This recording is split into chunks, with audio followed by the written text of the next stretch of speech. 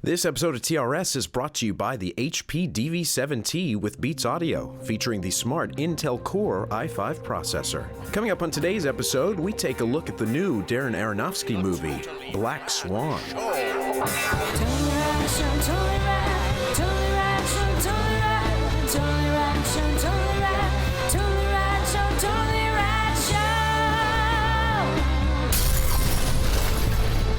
Hello everybody and welcome to the Totally Rad Show. For Monday, December 6th, we have a great week for you. Today we're going to be talking about the new Darren Aronofsky film, Black Swan. Tomorrow we're going to be talking about Epic Mickey, which we've been highly anticipated Epic Mickey for the week. And on Wednesday, we are headed down to the live music experience Electronica at Disneyland. Magical land of Disney. Thursday, we're doubling up the big Wii weeks these last 2 weeks. Donkey Kong Country for Wii. We're checking that out. Correct, and we're going to wrap it all up with a little bit of versus. For Epic Mickey background, which is epic. Colin Finkel sent this in. Thank you, Colin. If you want to be like Colin and have your work displayed on our show And all week long, everybody does. You can send it to fans@totallyradshow.com. We love getting those backgrounds. You can see this one has actually our silhouettes in it, and it's our gorgeous. logo is way Yeah, up there on the gorgeous. castle. Well, let's talk Black Swan, shall we?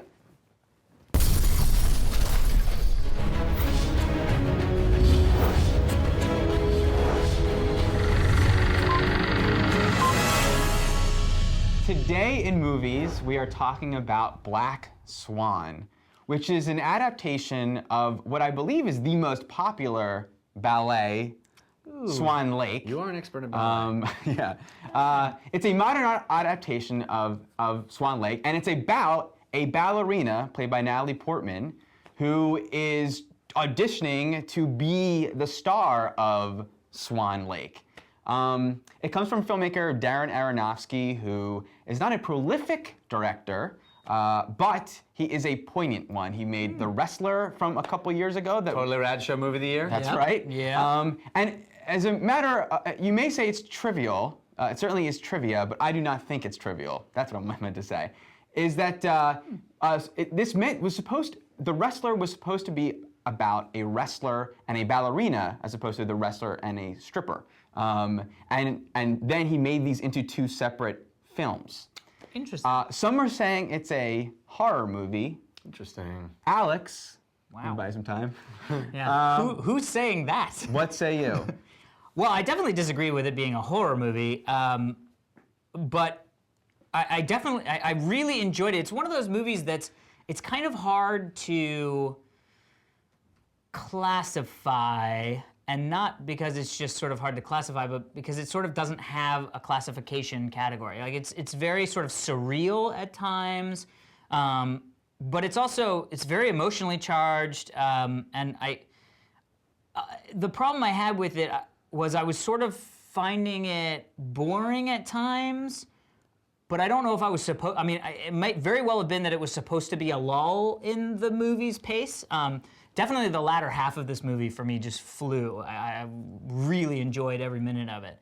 And especially towards the end, you start to see the sort of parallels between the story, the Black Swan, Swan Lake, the actual ballet, and this movie, and that really started to kind of mess with my mind. I was like, he's doing an adaptation of Swan Lake as a cool, freaky movie with some great kissing of girls. It's like something Charlie Kaufman would do. Yeah, not as weird though, but it really Darren did. Aronofsky would do. Yeah, right, exactly. Yeah. And so I think, I was happy that we got a little bit of Darren Aronofsky's sort of really out there kind of, the fountain type stuff. And yet we got this great grounded character internal piece like we did with The Wrestler. So I was really happy with the sort of balance of the two. Mm-hmm. Plus it was probably the most enjoyable version of Swan Lake I've ever seen. And I have seen a couple versions. Very, very good points. Jeff. Yeah, this is an incredible movie. It's a metaphor for the creative process, for someone trying to push themselves to greatness.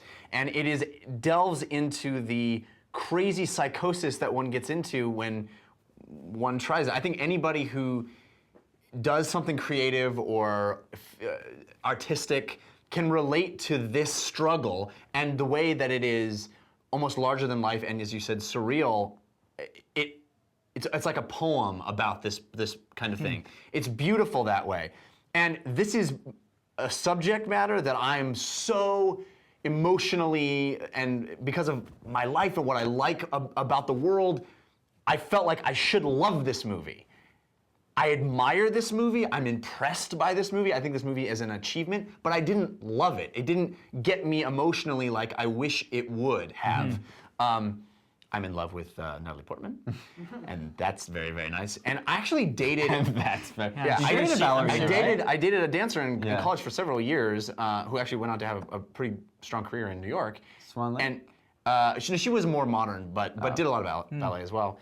And I love how right it gets all the little details about, like, so much of it's focused on the feet. And for dancers, the feet are so important, and they get beat up, but they obsess about their feet, you know? And I love the way this movie is shot. The opening sequence with that ballet dance where there's two ballet dancers and the camera is a third dancer is just utterly spectacular. There's so much of this movie I admire. I just wish I loved it as much as I thought I was going to. Gotcha. I thought this movie was awesome, and it made very clear to me who Darren Aronofsky is, and you guys are gonna scoff at this, probably. And I would clarify what I'm about to say, but really every word I've selected really does say it, so I would just be repeating those words again in sentence form. And the words are, Darren Aronofsky is a master visual literist of metaphorical ideas. Think about it for a second. All of his movies are these are literalizations of crazy, all of them, and this as well, except for The Wrestler, though that features heavy bodily harm, which this movie does as well, which all of his movies feature. Yeah. And I thought what was really awesome here's the thing: I love this movie so much more in thinking about it in conjunction with The Wrestler. Interesting. And I'm glad they're separate, but they would make a hell of a double bill, because while The Wrestler is about a guy at the end of his career going through the experience he goes through, this character, Natalie Portman's character, is experiencing something very similar at the beginning of her career. And it's when you think about both movies together, I love the movie that is both of them. You know what I mean? Yeah. So individually, I could see you. I wasn't in love with the story, but I was with The like, Wrestler. right. When The Wrestler, I felt an emotional connection, and I was with that guy, and I was inside his experience. Yeah. And there's something. It's a little cold. This movie is a little bit colder. It's and true. more at the surreal. end of this movie, at the end of The Wrestler, I was like, At the end of this, I was like, that's cool. Yeah. You know what I mean? Exactly. I admire it. I think it's an achievement. Yeah. And What's There's some also creepy interesting stuff too. in it too. I mean, I don't know if it's a horror movie, but there's some creepy Well, stuff. it's a horror movie like The Fly, like a Cronenberg kind of horror film. I don't even know if I would go way. that far. I think thinking about There's that jump going in, scares and there's I don't know. Yeah, I think there's like pictures two- and there's transformation. I think that would There's lead only you like down the 2 wrong or path 3 if of you that. think Yeah, that going exactly. into the movie. Well, it's not much Friday more a the 13th, meditation on but- art. Well, but it's not The Fly either. You know what I mean?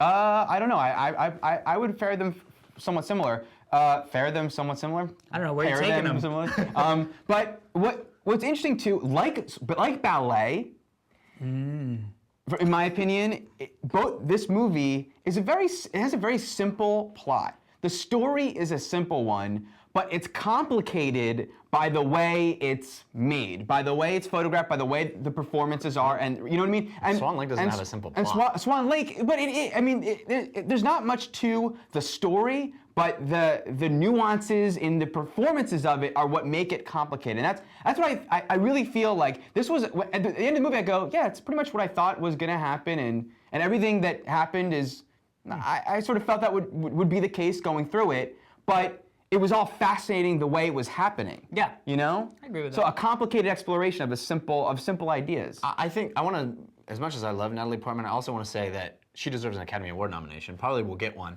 And I think she's really the only actress I can imagine playing this role. She was a dancer.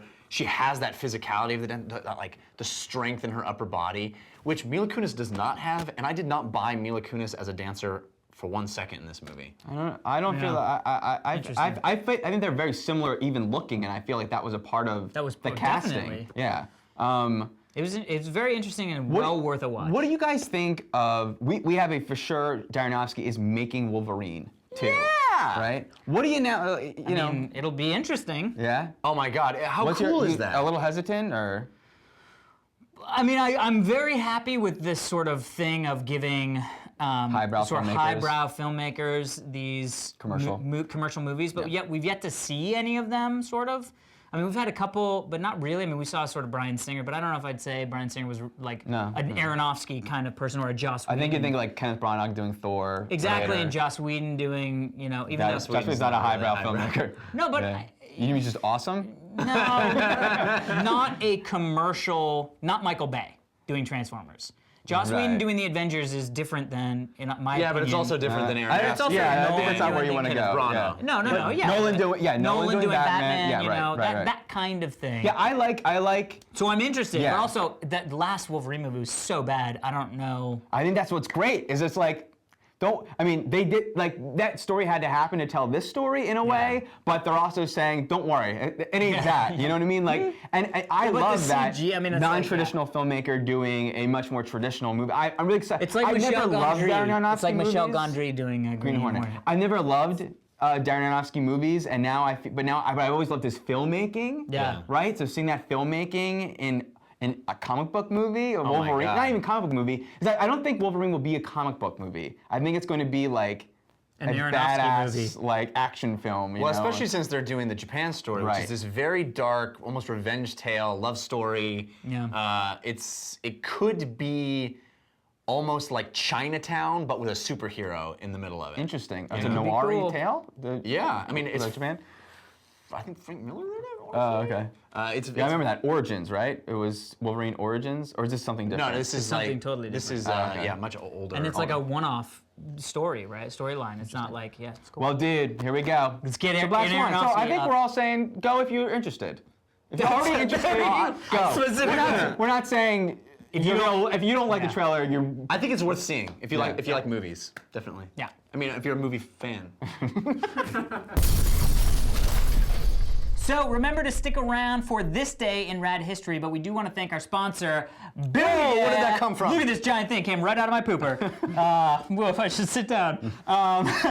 This is the HP laptop, the DV7, I believe, with Beats Audio. Beats Audio is amazing. It's this intense audio processing powered by the Intel Core i5 processor. This one actually has the Core i7. I want that. Also, funny, we are giving these away. Oh! The best way to experience music is these HP laptops and the HP Beats Audio stuff. So we are giving one of these away. What we want you to do is we want you guys to put together an audio mashup of some quotes from our show. Send it to HP Beats. HP Music. Is it HP Music? Yes. HP Music at totallyradshow.com. We've already got some awesome submissions. Keep sending them. We're going to pick a winner. Next week, I think, and somebody will be receiving one of these. So thank you, Intel and HP. Ba-da-boo. Let's see you guys tomorrow, man. Let's see them, man. Let's tell them some history. Don't miss tomorrow's episode where we get down and dirty with Epic Mickey. So today is December 6th, and on this day in 1877, it's like a couple years ago, Thomas Edison had the first voice recording, Mary Had a Little Lamb, that was sent in by Minnie Pin Pin. Actually, or Minnie Pin. we have, if you guys listen really closely, we have a recording of that. It's crazy. It's crazy. That's how old Jeff is. His first VO gig was Thomas Jefferson. Thomas Jefferson. Yeah. Well, hey, without TE, as I like to call him, we wouldn't be able to bring you the show. Thanks so for thank sending you, that Thomas in, Jefferson. Minpin, at Minpin on Twitter. Thanks for sending that in. Bing.